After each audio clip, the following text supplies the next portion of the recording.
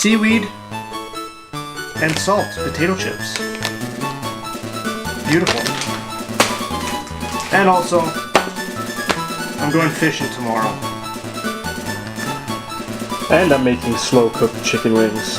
Maybe I'll teach you guys how to make it next time. Oh yeah. Oh yeah. Oh baby. But this video ain't about that. This video I'm going to show you how to construct a Pokemon card playing deck. The trading card game has been popular ever since it launched, but actually playing the game, a lot of the skill goes into how you build your deck and not so much about what happens on the field. You can only really predict what the other person's going to have or what they're going to play, but a lot of the strategy comes from constructing your deck. This is a very subjective topic. There are many people that'll have different ways of constructing a deck and kind of countering the meta. And there is a meta. If you go on, I think it's called limitlesstcg.com. I'll put it up on the screen. It'll tell you which cards are popular right now in the meta, and as well as decks that people are using. Personally, I hate using anything that's meta. I know, obviously, I'm not aiming to be the top trading card game player or anything like that. So I like constructing decks that are kind of fun and that work for me. If you're looking for a more serious approach to this, I would say check out some of the Pokemon international championships or national championships and see what those players are using. But if you're just starting out, then basically I want to give you a rundown of how constructing a deck that can work, essentially. So, using my Charizard deck, or my tag team Charizard deck as a starting point, let me zoom in here a bit. Let's count how many actual Pokemon I have in my deck. So 1, 2, 3, 4, 5, 6, 7, 8, 9, 10, 11, 12, 13, 14.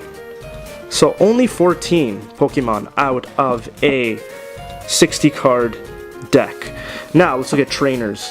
So you're gonna want a lot of trainers in your deck. This is like the meat of your deck. Whereas I'm guessing the energies would be the potatoes, but I don't know.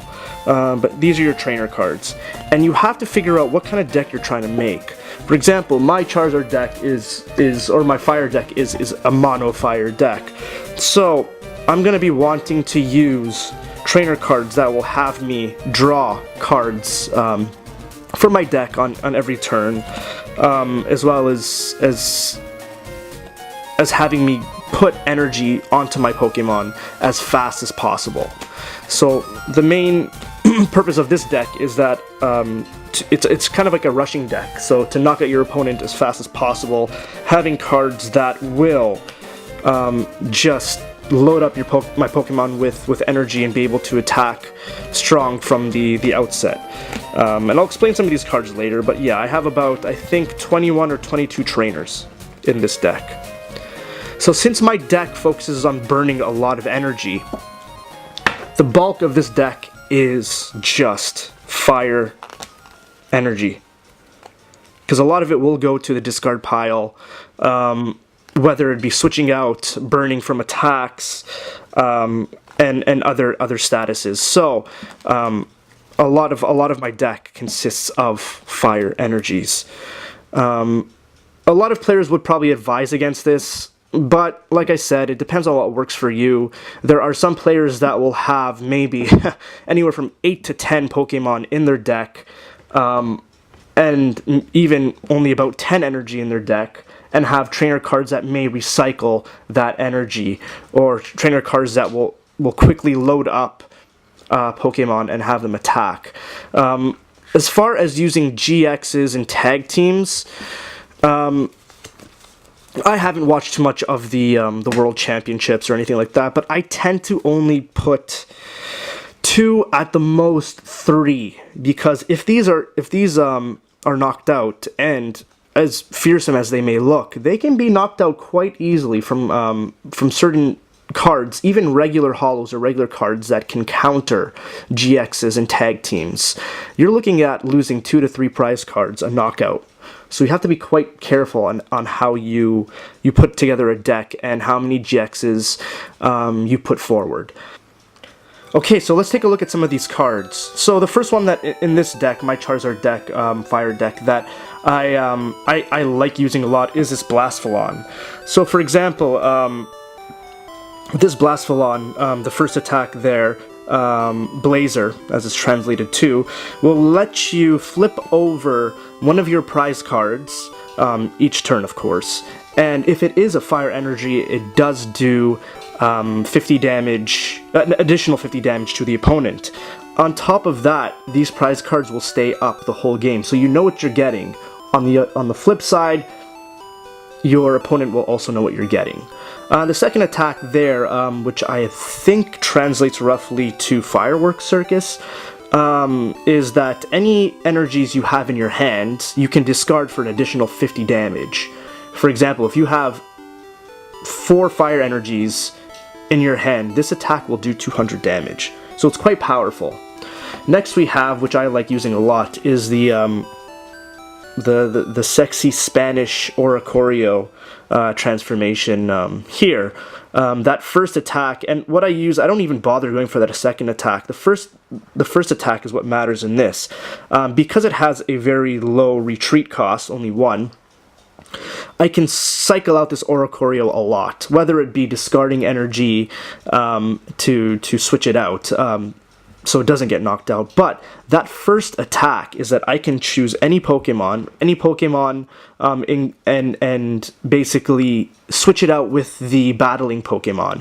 And when that Pokemon comes in, it's burned and confused, so it can cause quite a bit of damage and stall the other player. The next card, which I spoke of earlier, is this. I really do love this card, and it's really only good for keeping on your bench because of airmail.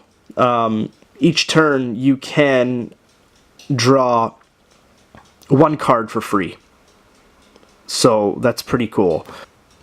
The thing is, another effect of this card is that you actually draw 2 cards. You take what you like, and what you don't like, you put it on the bottom of your pile, on the bottom of your deck. Sorry. The only downside to this is if your opponent attacks the bench, or if you draw 2 cards you really do need, and you have to put one at the bottom of your deck. The good thing is that if you have cards that make you shuffle your deck frequently, then there's no harm done, really. But I really do love this card. Unfortunately, I haven't pulled any more from any packs I've bought, and I would really like to get another one of these on my bench, if possible. Okay, next, so let's look at some trainer cards that I like using to quickly attach energies to my Pokemon. The first one is Kwawe, I don't know how to pronounce his name. Anyways, awesome card. Lets you attach 4 fire energy to your Pokemon all at once. But the downside is that your turn ends, and this card will greatly help you rush energy onto your Pokemon so you can attack strong on the next turn. And then you have cards like Pokemon Pokenavi. Not a fantastic card by any means. I'm still working on making these decks the best I can, but what this card does, and what you can kind of combo into, is that it lets you look at the first 3 cards on the top of your deck, and if they are a Pokemon or energy, you can choose one, put it into your hand, and then you can put the 2 you didn't want back in any order at the top of your deck. For example, if you, draw an energy or a Pokemon that you need, you put it into your deck, and then, for example, you draw this on your next turn, or if you have a card that makes you draw cards on this turn again, you can use Professor Kukui to draw, for example, if there's another energy in that pile, in that 3-card pile that you picked up, you can use Kukui to get that energy into your hand the same turn, as well as doing an additional 20 damage on your attack. So these are pretty good combos. Next you have stadium cards, which can be easily taken out of play if your opponent has stadium cards to play as well. I need more of these in my deck, I only have one, but if you trash one of your cards in this Fireplay Stadium, you can draw 2 fire energies, show them to the player, and then put them into your hand. This next one I really like, it's Welder, and the Welder is a really strong card. If you have, and this is before you actually attach your 1 legal energy to your Pokemon during your turn, you can use this Welder to attach 2 energy from your hand, and then draw 3 cards all at once. So potentially on one turn you can attach 3 energies to your Pokemon. That's awesome. And the last one is this Coal Cart. Trash 2 cards, and then you can look through your deck to draw 4 fire energies and put them into your hand. So a lot of cycling and a lot of quick energy attachment to your Pokemon so they can attack. Now, taking a freshly made deck right into a battle is really foolish. So what I like to do to kind of test my deck is to play against my other decks and just do kind of testing with how shuffling works and what you can be drawing on your first hands. I know this game is all luck of the draw, but I'll be using my fresh Sky Legends deck that I put together from my box opening. Woohoo! You know, I got that that sexy Tri-Bird full art combo right here. So I made a deck from that, and this is already a shuffled deck. So my Fire Charmander deck that I just showed you now, it's not shuffled. I don't feel like fucking shuffling it right now, so I'm using this one because it's already pre-shuffled, and I gave it an extra shuffle. Too many shuffles in one dialogue. Anyways, so let's see. So this is what I like to do. I like to shuffle my cards after putting my deck together, and then obviously what you do during your opening turn is that you pull 7 cards, see what you get, right? Okay, so I've got this Dark Energy, Lightning Energy, Licky, Lightning Energy, Fire Energy, Lickitung, and an Ultra Ball. Not bad. So obviously you don't want to give your opponent a mulligan. You don't want them to draw that extra card that could kind of put you at a disadvantage early. So it may look a bit dire, but I have my Lickitung here, right? And this card is great as well. That first attack I can draw, instead of giving out or dealing out damage, I can draw a card on my first turn, given that I'm the second one going in that first turn. And that's great because it's a 4 retreat, and you can draw as many cards as you have 4 cost retreat Pokemon on your bench. The Ultra Ball gives me options as well, discarding 2 energies which I can get back anyways through my other trainer cards, and finding another Pokemon, possibly my full art tag team, or a stronger kind of rare Pokemon that can take some damage to put on my bench. And then I have the option of evolving my Licky on my second turn. My Lickitung to Licky on my second turn. So it's not bad. That's a good draw, I think, for a first turn.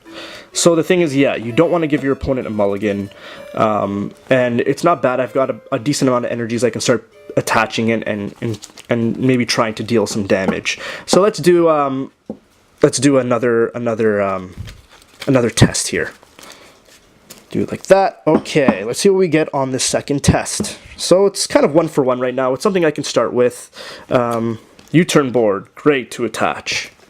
Jesse and James, Water Energy, item bag, Lickitung again, and Silvally, green memory. Once again, not bad. It can hold me over until my second turn, but I did get that Lickitung. I can start off.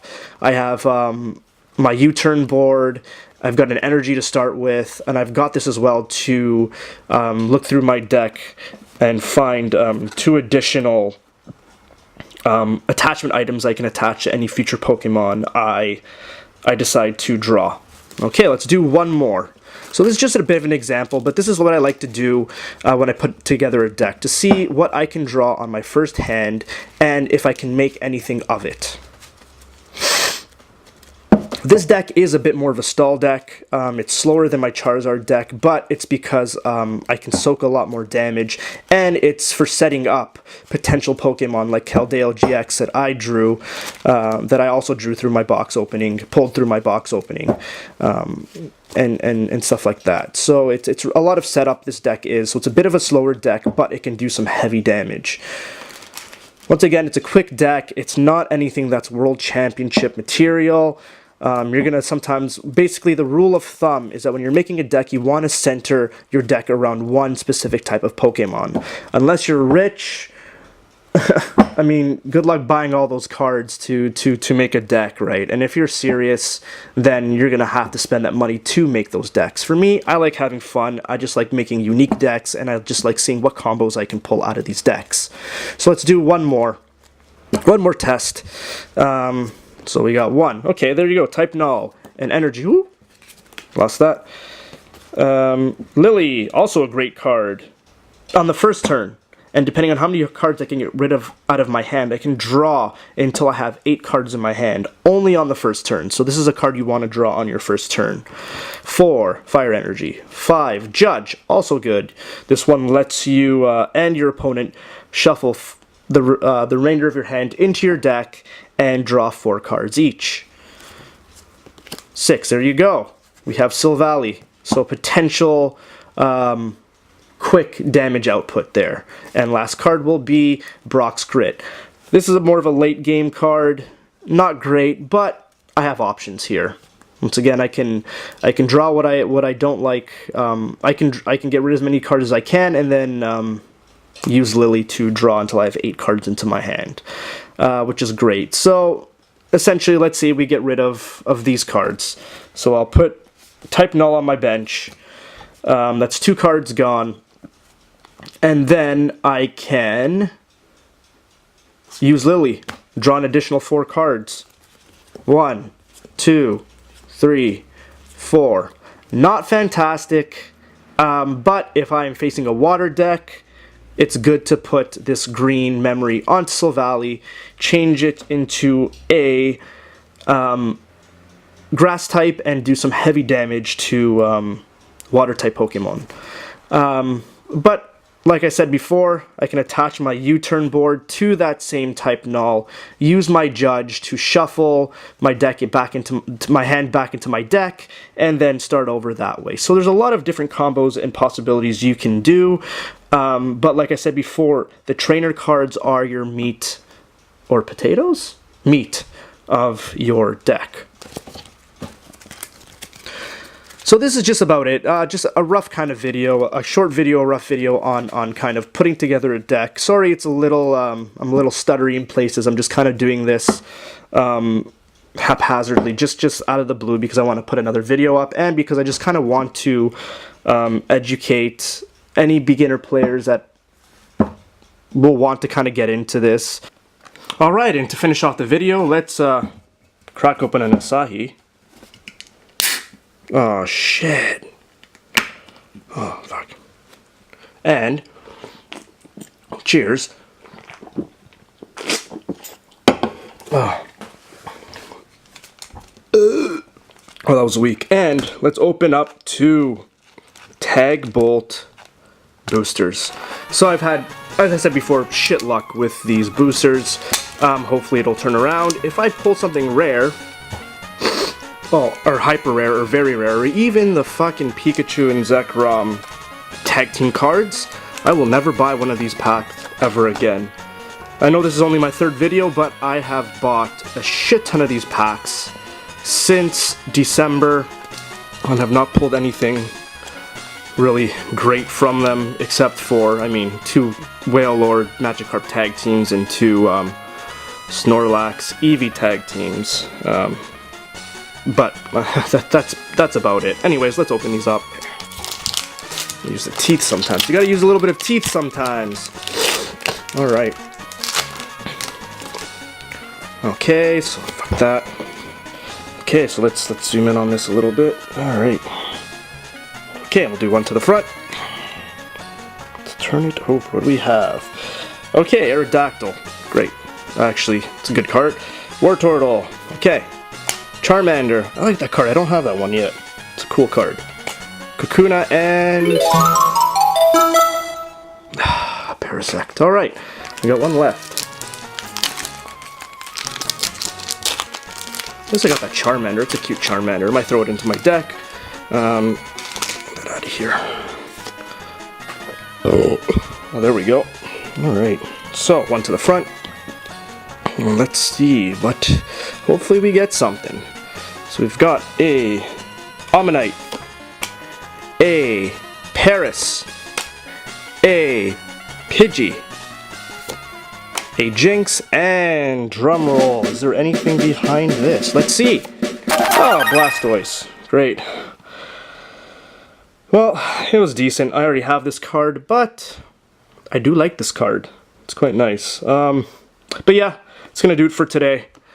Thanks for tuning in, and I hope those strategies work for you.